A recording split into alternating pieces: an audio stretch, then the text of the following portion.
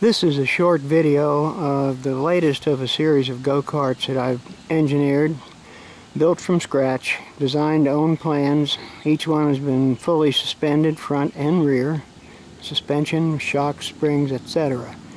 I have it parked next to a standard bicycle at this time to give you an idea of the size of it. It weighs in right at 300 pounds. For those technically inclined, the weight distribution is almost 50-50. With a 165-pound rider seated in it, which I am, it's almost perfect weight distribution.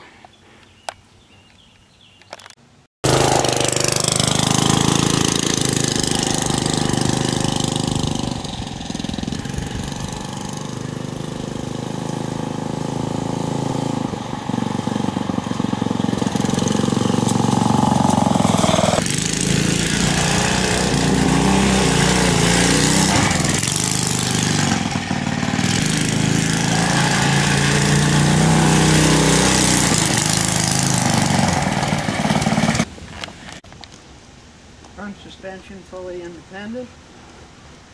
As you can see, good jumps and rebound. Steering again. Jumps and rebound. Rear suspension, not fully independent, but plenty of jumps and rebound here to keep things cool.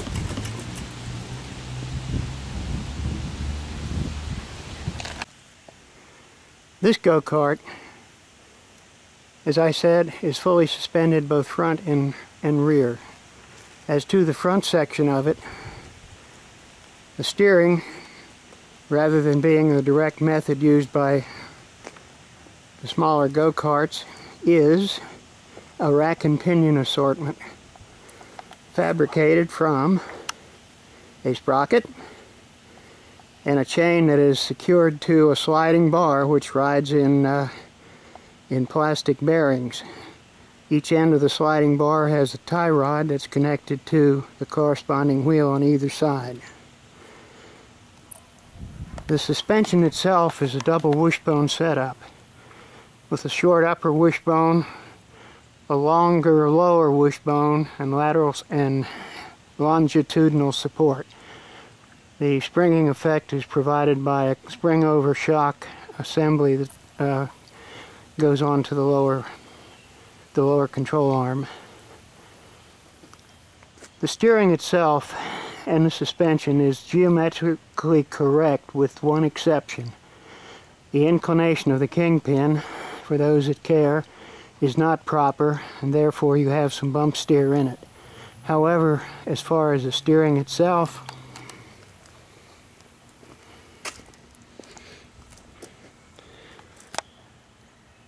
a system called Ackerman steering is employed, giving the correct amount of toe out on turn so that tires do not scrub. Also, in either pavement or on dirt, it turns in much easier and follows the command of the driver. Again, another shot of the steering assembly showing the sprocket wheel and showing the chain that is, as I said, secured to the flat metal bar, which in turn connects to individual tie rods on each side, maintaining the correct geometry for steering. Now as to the powertrain and rear suspension, again, two coil-over shock suspension components are used. This particular model, this design, uses a 5.5 horsepower engine, overhead valve engine. It is mounted to a torque converter, which in turn, through a chain, drives the rear axle through a differential being located in the center, as you can see. To make alignment and adjustment of camber and other toe-in, etc. of the rear suspension and axles, it incorporates a universal joint for each half shaft. Half shaft goes out to a ball bearing, which again on the outside is the wheel. Motor, transmission, rear axle are all mounted on a subframe which is attached to the body, the main frame of the go-kart by a tracking bar, or technically a panhard rod, which gives you side-to-side location of it. At the front of it, not seen here, underneath, is a ball and socket joint mounted in rubber that allows freedom in roll and restrains it fore and aft.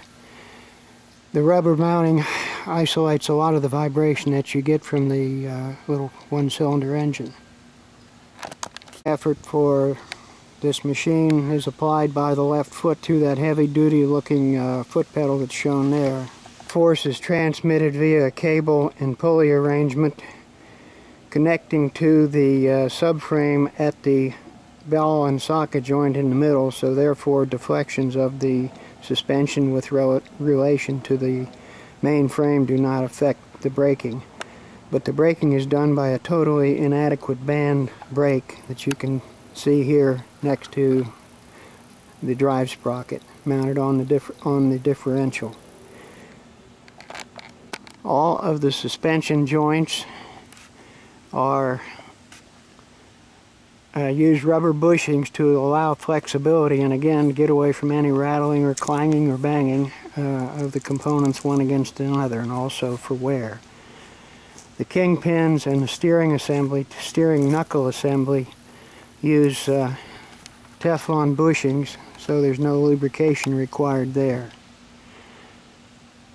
Again, the rack and pinion steering uses again Teflon formed to guide the rack and the metal bar that connects the two tie rod ends.